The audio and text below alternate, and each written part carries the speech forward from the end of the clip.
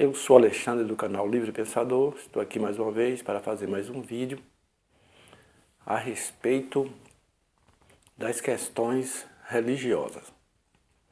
Estou aqui com um livro em minha mão e este livro é Como Sabemos o que é Verdade. A Magia da Realidade, Richard Dawkins.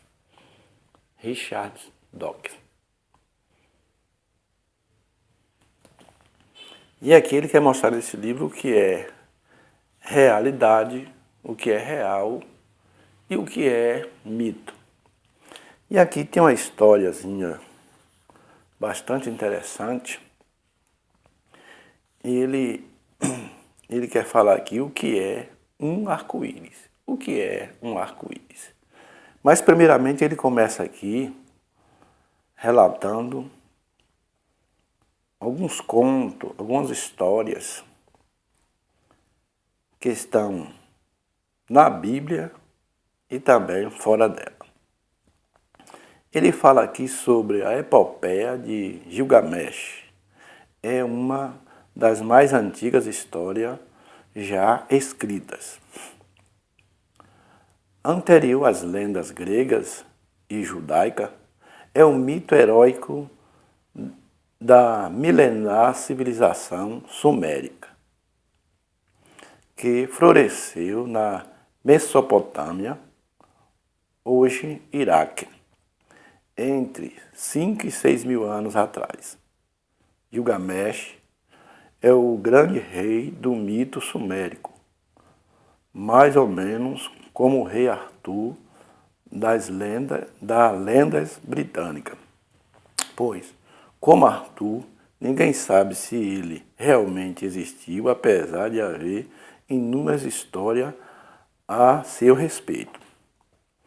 Como o herói grego Disseu ou Ulisses, o herói árabe Simba, o Marujo, Gilgamesh fez jornadas épicas e encontrou muitas coisas e pessoas exóticas, como um ancião, um homem muito velho, de centenas de anos, chamado Utnapishtim, que contou a Gilgamesh uma estranha história sobre si mesmo.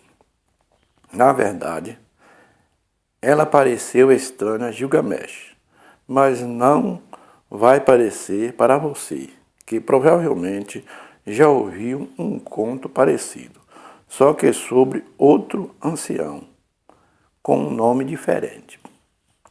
Preste bem atenção. Utnapishtim contou a Gilgamesh sobre uma ocasião, muitos séculos antes, que os deuses ficaram zangados porque a humanidade fazia tanto barulho que eles não conseguiam dormir.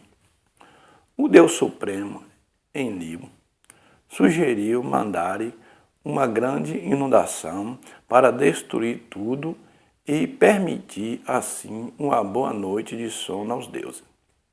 Mas o Deus da água, Ea, alertou Utnapishtim e disse a ele que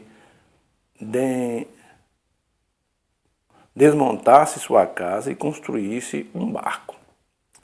Teria de ser um barco bem grande, pois Utnapishtim deveria levar para lá a semente de todos os seres vivos.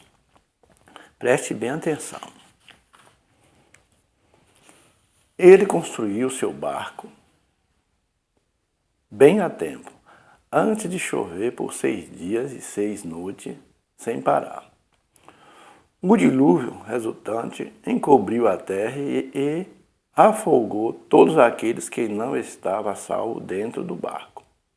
No 7º dia, o vento amainou e as águas se acalmaram.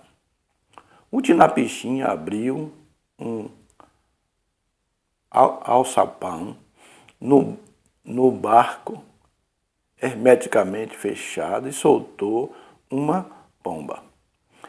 Ela saiu voando à procura de terra firme. Não a encontrou e retornou. O homem soltou então uma andorinha, mas o resultado foi o mesmo. Finalmente ele soltou um corvo. A ave não regressou.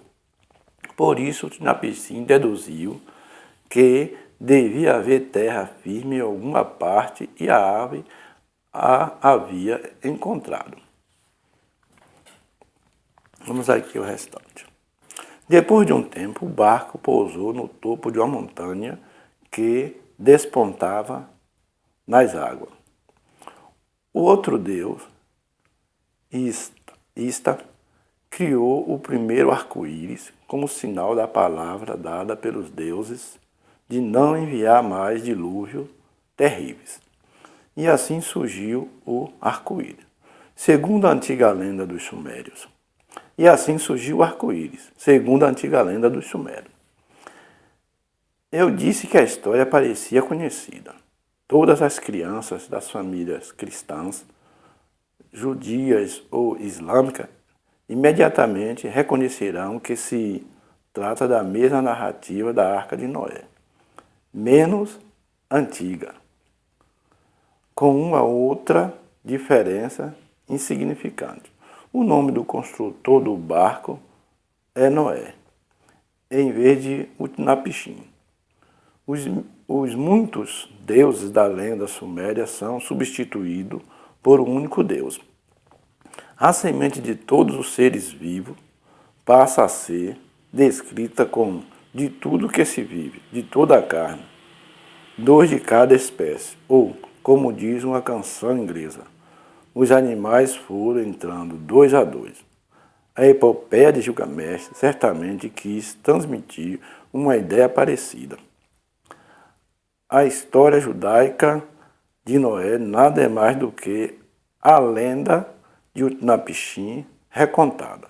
Trata-se de um conto popular que se difundiu e atravessou os séculos. É comum descobrirmos que lendas aparentemente antigas provêm de outras ainda mais antigas, em geral com alguns nomes e outros detalhes diferentes. E essa lenda, em ambas as versões, termina com o arco-íris. Tanto na epopeia de Gilgamesh como no Gênesis, o arco-íris é parte importante do mito. O Gênesis especifica que se trata de um arco que Deus pôs no céu como sinal de sua aliança com Noé e seus descendentes. Há mais uma diferença entre a história de Noé e a narrativa dos sumérios sobre Utnapishtim. Na verdade, na versão de Noé, Deus estava descontente com os homens porque éramos todos incuravelmente maus. Na história sumérica, o crime da humanidade parece menos grave. Apenas fazíamos tanto barulho que os deuses não conseguiam dormir. Eu particularmente, acho isso muito engraçado.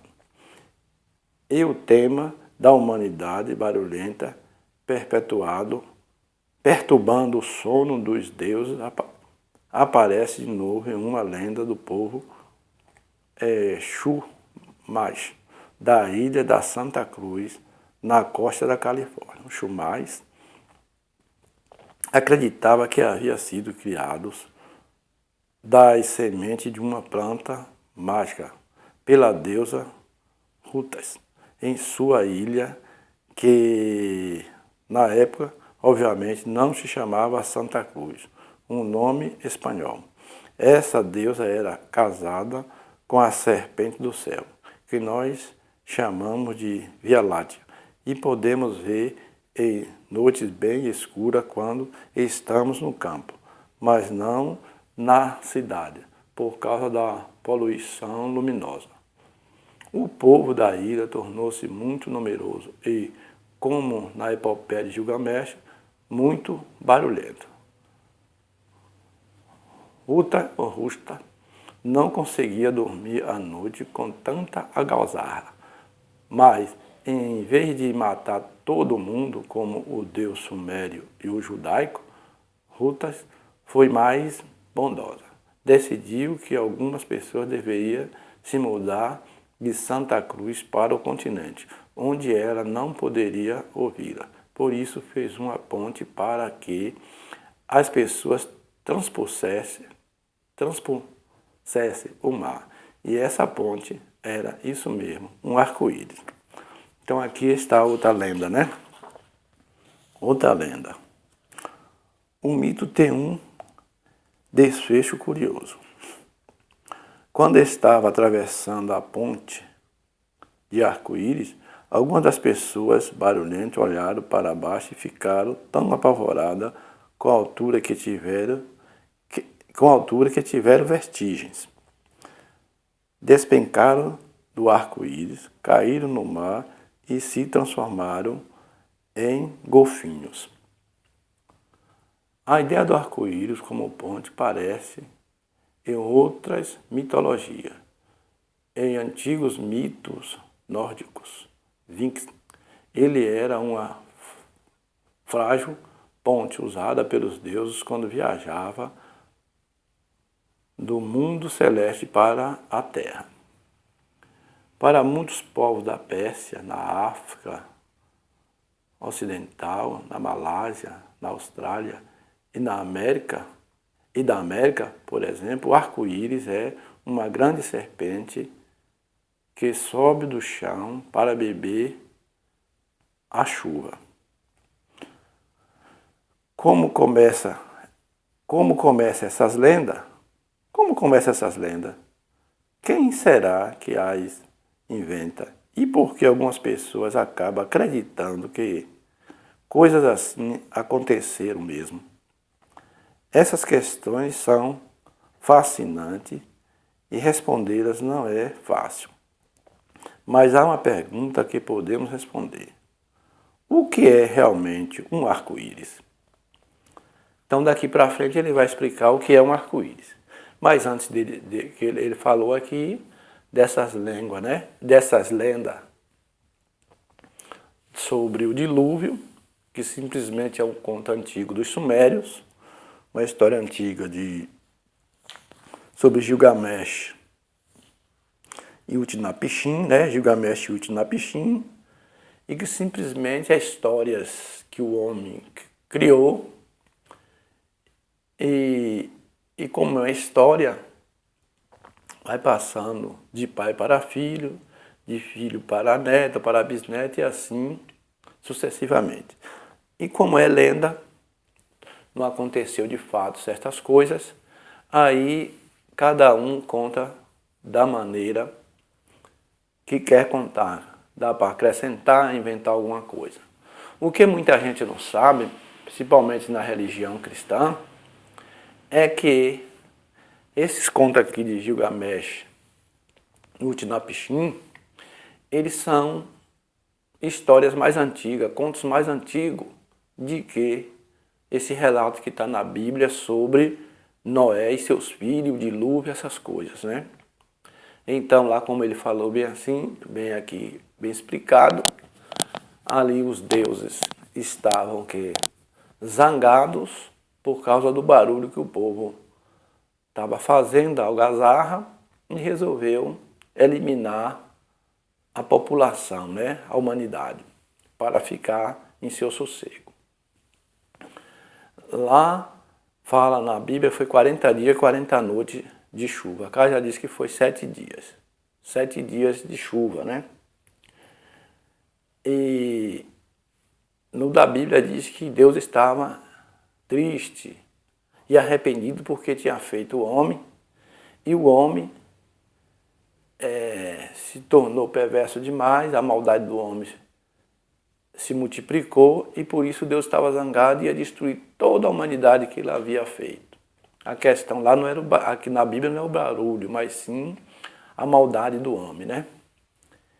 E assim sucessivamente.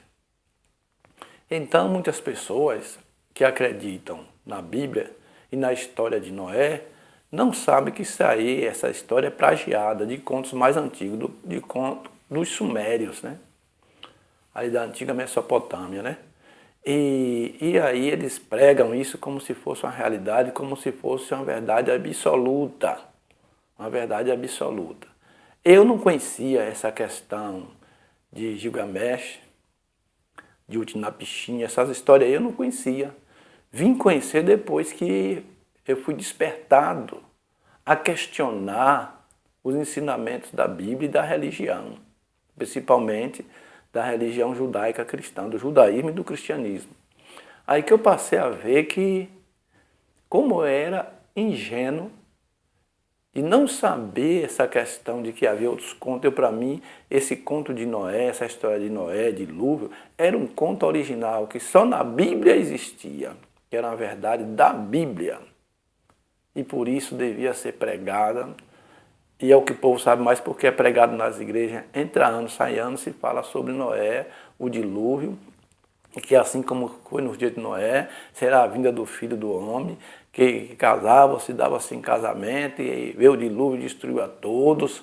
Então, essa história está na Bíblia, e ela é sempre contada, pregada todas as noites, quase todas as noites, pela manhã, em escola dominical. Então, a pessoa acredita e pensa que esse conto não foi plagiado de outro mais antigo. Então, esse conto de Noé, essa história de Noé, veio de uma lenda mais antiga, de Utnapishtim, Gilgamesh e Utnapishtim. Então, é isso aí. Daqui para frente ele vai explicar o que é realmente, o que é um arco-íris. O que a ciência explica a respeito do arco-íris, que não é sinal de Deus nenhum. Eu acreditava ser um sinal de Deus, como diz a versão bíblica. Se você gostou desse vídeo, dê um joinha, se inscreva no meu canal. Depois irei fazer outro vídeo a respeito da questão do arco-íris, de maneira científica, né? Como a ciência ensina. Como sabermos o que é a verdade. Bom dia, boa noite, boa tarde, passe bem.